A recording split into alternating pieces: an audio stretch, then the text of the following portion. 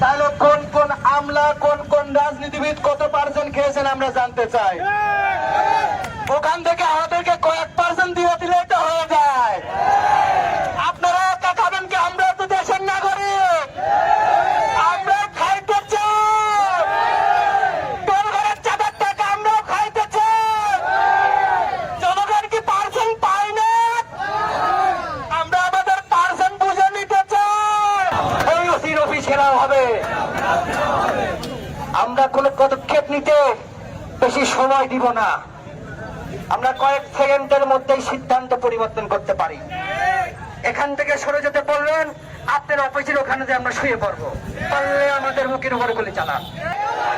কুমারখালীবাসী, আজকে আপনাদের একটা নেতার মুখ্য সম্বোধন করি। গণ অধিকার পরিষদে শাকির আহমেদ পিয়াস আন্দোলনের পরে এই কুমারখালী এসে মাদক বিরোধী অভিযান করে। তার চেহারা কাটিং দেখেছেন? মাদক কাকে বলে? পিয়াস আহমেদ শাকিল ভাইকে বলে দিতে চাই, আপনারা 3 চাকা চালু